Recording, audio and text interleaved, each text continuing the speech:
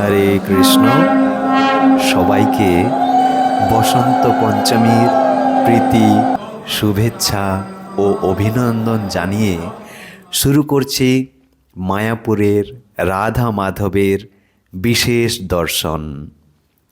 বসন্ত পঞ্চমী হল বাঙালির 12 মাসে 13 পার্বণের মধ্যে অন্যতম একটি উৎসব। মূলত মাঘ মাসের শুক্লা পঞ্চমী তিথিতে এই উৎসব পালিত হয়।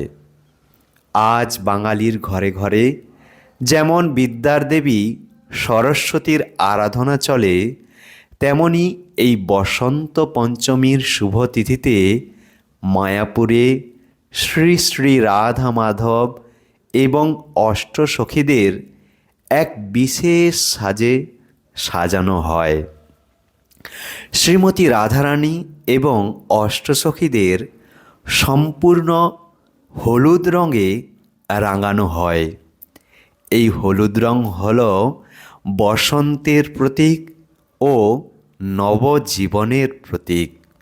তারপর বসন্তের সেরা উপহার বিভিন্ন রঙের ফুলের দ্বারা নির্মিত পোশাক দিয়ে বিশেষ সাজে সজ্জিত করা হয়, যা আপনারা এখন দর্শন করছেন।